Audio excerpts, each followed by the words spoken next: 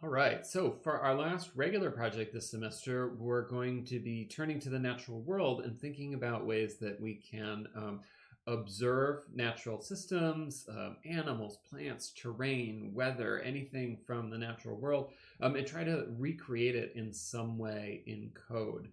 I think this is a really cool project that brings together a lot of the things that we've already done this semester and in Creative Programming 1, but in a way that really brings it all together, and I think is infinitely challenging and really exciting. I've done some projects like this, and I can tell you it's a completely addicting process where you are looking at this thing and trying to add more and more detail and tweaking the parameters and all this kind of stuff. It's I think really fun and exciting. So we're going to go through the project here, and I'm going to show you some examples and also show you where you can find the code examples and the video tutorials for this project. And I have here a couple of quotes. I really think that simulation is about observation. It's about looking at the world and trying to really understand what you're seeing, and in order to then be able to sort of recreate it in some way. So first is this quote by Haruki Murakami, who's saying basically that his entire job as an author is observing people in the world. I think that's actually true of all art, even work that has nothing to do with the natural world. And then this really cool quote from architect Michael Sorkin talking about the game SimCity, which came out in the late 80s, and saying that if you can understand or if you know the sort of rules and standards of a city, you can actually be able to predict what that city will actually look like, which I think is really fun. So like I said, we're going to be turning to the natural world for inspiration for this project. And the idea is that we're going to do lots of research, observation, and then go into code and try to create something from that. So the first thing would be to pick a natural system, and that could be plants or animals or terrain or weather or anything from the natural world. And then to observe it really carefully. So this might mean, ideally, it would mean going outside and actually seeing it in real life, making drawings, making notes, all that kind of stuff. But also things like researching on Wikipedia and online to find out how these things really work, what's some of the research about this, watching videos on YouTube, nature documentaries. Any of that stuff is going to be really great. And that's where we're going to start, is by really kind of trying as much as we can to understand the system or be able to really see it. And then going into code and trying to make something with that. So we'll be using processing, either the Java version, all the examples are in the Java version, but P5.js would be a great tool for this too. And then to make something that's inspired by the system. And I think this is really important. It doesn't have to be a precise simulation that's going to be really hard and often involves decades of research and super complex math. So you can try to make as careful a reproduction as you can, but you could also think about this simulation as being inspired by the details of that observation and research, where you're making something kind of new and beautiful and visually appealing that's built on that kind of natural system. So a couple examples, and these are by no means the only possibilities. You could observe the way snow falls in the breeze and the way snowflakes form, and then makes a piece that generates this never-ending algorithmically generated snowfall. And actually at the end of the video tutorials, you'll see an example of that. You could research flower parts and then make a flower generator that mixes and matches dozens of pieces from existing plants to make these new kind of hybrid plants. You could observe the way ants move and interact with each other and build a simulator that uses those pathways to make drawings that you could then save and print. So you can see here, these are examples where you're both trying to recreate something accurately all the way to making artwork from that simulator. And again, I just have a list here of a few possible things you could think about. Anything from the natural world is an option. So shells, growth or decay, natural processes, animal hide or fur patterns, weather, terrain, migration, bacteria and viruses, etc., etc. Anything from the natural world, anything that's kind of exciting or interesting. I would suggest, if you can, go for a walk, go outside, look for stuff, watch Blue Planet on Netflix, observe your cat, look at your own body. I mean, these things are all around us, and inspiration can come from any of those places.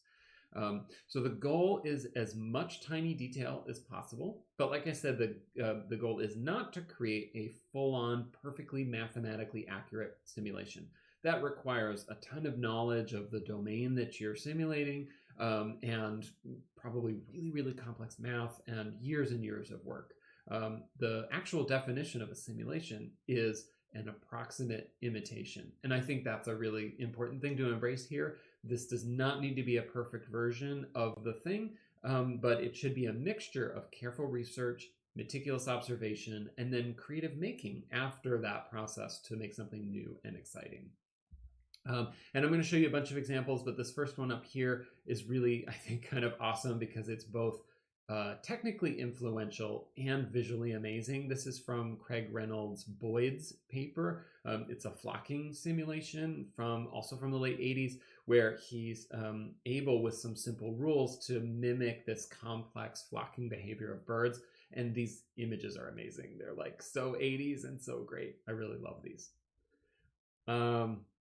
So details, the deliverables for this are going to be a PDF of sketches and research notes. That's going to be uploaded to Canvas. A PDF that we'll talk about this next week of the minimum viable product and stretch goals. This is after having done the research, what is the simulation you want to make? And then what are some things that if you have time, you want to add? These projects can get so complicated and have so many pieces, it's hard to know where to start. And so I think having some kind of basic idea of what you're going to kind of do and then what you want to add from there is going to be really helpful planning in advance. And then when you're finished, you're going to have a GitHub repository that includes a README that explains kind of your process, the code itself, a PDF of your research, and then a screen recording of your piece running so that we can see it even if we're not going to run your code. You can check out the timeline and the details of what's going to be due every week on this assignment here.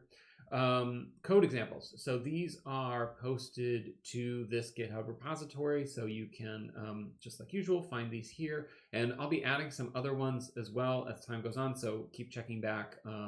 There's going to be some cool stuff. And then I have a link to this YouTube playlist that includes the tutorial videos, so you can watch these. You can also just look at the code, but this goes in a lot more depth on some of these things, and you can kind of like check these out.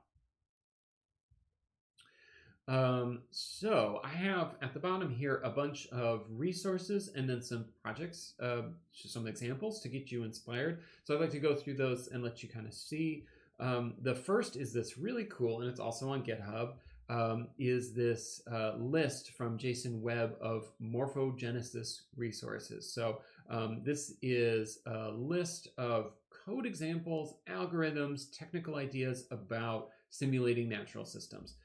Some of these are, so I think these are by section. So there's like growth algorithms if you're thinking about fungus or ferns or things that are growing. Math and physics, some natural phenomena, some other stuff, and then some more resources here. I mean, this is more than anything a rabbit hole project where you can you read about something, you read about something, you read about something, and you can just go so deep. It's really fun. So growth algorithms, examples like diffusion, limited aggregation, and reaction diffusion, like these very classic kind of simulations of this kind of growth pattern. There's just a ton of stuff here. What I'm going to ask you not to do, so it can be really easy to look at an example like this and think, that's so cool, I just want to make that thing. But what I want to avoid is getting into a simulation topic or an algorithm that's so complicated that you don't really understand what's going on. And then that means you're not going to have the creative control to use it in the way you want. So in some ways, this is such a cool resource, but it can also be distracting because there's just so much here. But I think this can be really cool just to see what's possible with code. This is all stuff done with code to create all kinds of really complex stuff. So I'd recommend checking that out. This is a huge repository with just tons and tons of stuff. The next thing is amazing. Daniel Schiffman's amazing in general, but this Nature of Code book, I think, is really, really awesome and goes into a lot of more depth on some of the things that are in our demos here. Some of these are things that we've already talked about, like random walks, but he goes into things like how do you deal with forces and starting to like model physics. That would be a whole project in of itself. He's got autonomous agents, so these things that then are able to move around and make choices based on their environment. This is all free. You can read it online. There's like code examples built in, and then there's a GitHub repository. And then he has lots of video tutorials about this stuff. And then the last resource that I think is really great is much older. This is a book called On Growth and Form from 1917, and you can read it online. It's really great. And I'm just going to open to a random page here. We can see regeneration, growth, and repair. Like, how cool would that be? Not just to simulate growth, but like healing. How amazing would that be? And this book is hundreds of pages long. I think in total it's almost 800 pages of just like incredible detail. And keep in mind, this is pre-computer. This is early 1900s. This is somebody observing and cataloging and gathering, one person gathering all this stuff. It's just an incredible book. So a lot of it's really technical and mathematical, and I think you can dive in if that's exciting, but it's also cool just to like look through this book at these amazing illustrations and to get ideas and stuff like that. So then below that, I have a bunch of projects that I think are cool examples of directions you might go. The first is Boids. That's that image that's at the top of the assignment. This is from 1986 originally by Craig Reynolds. And like I said, it describes the flocking behavior of birds using these kind of simple rules. So you can read a lot more about it here, but let me show you a little bit from his demo video. So keep in mind, again, this is from 1986. This is really incredible. Not only being able to do this with the computer, to do it, to do this like 3D animation, it's just really, really awesome. Typography is really cool. And of course then, yeah, like Daniel Schiffman has some great examples, and you can look online and find lots of stuff. Boids is kind of complicated under the hood, so I think that's not a great place to start, but in terms of an example of what is possible, I think this is really great. The next is another classic kind of simulation example, and this is from Valentino Breitenberg and his Breitenberg vehicles. So originally this was described in a paper he wrote of these sort of autonomous vehicles that would have these sensors on the front of them that would either be attracted to light or repel light, and then are connected to motors, and that it could create these really complex behaviors using really, really simple sensory system, right? It's just like attracted to or repelled from light, and then applying force to these vehicles. Breitenberg never actually like coded these or anything, but lots of people have gone on to be inspired. This is just a kind of a random YouTube example. People built them into real robots or simulated robots. So here you can see these kind of fans that represent their sensors. I think this is more complicated than the original.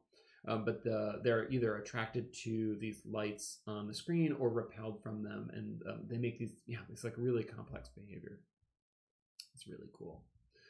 And then of course, video games are like an amazing source of, simulation examples. Obviously, really, really complex. A ton of really talented people working together on this.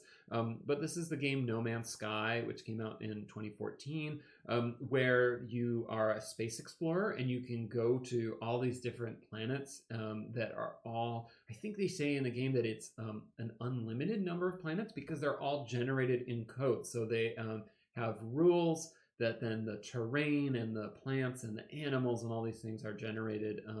The look of this is also really amazing. Obviously, this is made in a game engine, not in processing. So they're able to get these incredible lighting effects and animation and stuff. But just the color, this game is inspired by a lot of sci-fi novel covers. So it's like really punched up color. But I think this is a cool example where you might research like forests and then make your own, but you're not tied to it looking exactly the way that a real one does. You could color and explore that kind of stuff too from a creative point of view. is really cool. So you can fly around to these different planets and see all these different terrains. It's really cool. Classic version of this is SimCity. So the original SimCity came out in the late 80s. And this was a really revolutionary game where you could, from scratch, control the city from nothing. You can build roads and buildings and all of these systems like tie together. And then this like city is running in the background, and you can change things to define or like hopefully kind of like shape the behavior of the city. Is really cool. I think, again, like a really addicting kind of game to play where you can keep adding and changing and trying stuff out. Building the system that runs this would be very, very complicated, but you might be inspired by a small piece of this. Maybe you're building like some kind of like animal migration simulator, thinking about it like roads and pathways, or something like that could be really awesome. So I definitely recommend. I mean, SimCity has now been around. It is still around now in different versions. It's been this like really long lasting thing, but it was hugely influential when it first came out. There was no games like this before. Another game that I fondly remember as a young person is Rollercoaster Tycoon. You can probably find an emulator and still play this. Rollercoaster Tycoon and Theme Park were huge favorites of mine. So in this game, you build, so this is not a natural system, but you build roller coasters in this theme park. And then the really fun part is you can ride them, and you get to see a view where you sit in the seat of the roller coaster, which is really cool. But there's like a lot of physics and things involved where you're kind of controlling how this thing works. And even though you have a very limited sort of tool set to build these roller coasters from, it was just like such a fun process. So definitely recommend checking this out. And then this is like the nerdiest thing ever. This is Train Simulator. I have never played this, but there is a huge community of people that are obsessed. And this is a simulator in the most utterly detailed and boring, or I mean, I don't know, I think it's boring, but beautifully boring way possible. So like this is a video where they're just getting the locomotive turned on and out of the yard to be able to hook up to train cars. So you can see the first thing you have to do is like activate stuff. You go into, I'm going to zip ahead a little bit. You go into the cab and you have to do all the steps that somebody who's actually running this would do. You have to like turn on the fuel thing and then flip this switch and all this stuff. And it takes like 20 minutes just to like turn this thing on, turn it around and get it out of the yard. I love it. It's insane. It's so crazy. And I think this is a great example where like you're not going to be able to build something this complicated, but it's a really cool example of what obsession and careful observation can kind of do with simulation. You can climb around the whole locomotive. You got to like control every aspect. It's really great. Another really cool, so this is a piece of software that's used a lot for games and the film industry. It's called SpeedTree. And it's software that's dedicated only to building trees. I think if I was ever to have another sort of career, I think I would be really excited to work for SpeedTree. Not only is it able to generate these really realistic, amazing trees, but they are optimized so that they can run in real time in game engines and stuff like that. So I'll play a little bit of a couple of tutorial videos where you can see how you can kind of like control. Oh, so here's some like a demo reel. So these are SpeedTree. This is all generated from SpeedTree. It can respond to the environment. They can grow and change. And all of this is in code. None of this is like pre-modeled. This is all completely done through this software, which is really incredible.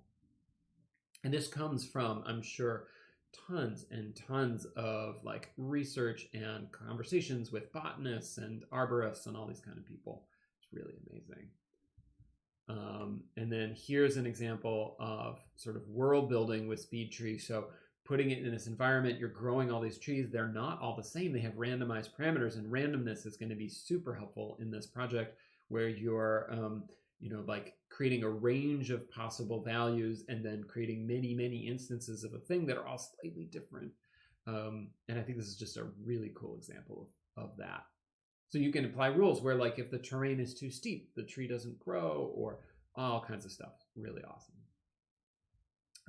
This is a research project from OpenAI on emergent behavior. And it goes into a lot of detail, but this is, I think, another cool example of not just modeling the look of something, but the behavior of something. So having these, they call them agents, there's these creepy little blob people that can move around. They can see objects, they can like grab and move them, and they're doing this all on their own. And then in this research, they show that these new behaviors kind of like emerge that they're not programmed necessarily to do, but the rules get defined where they are like doing this stuff. So here's an example of chase and seek. And this is actually something we'll see in the demos, this chase and flee simple AI kind of thing, where you can have this behavior where something is drawn to or repelled from something, and you can, yeah, like create these eerily natural seeming behaviors from really simple rules.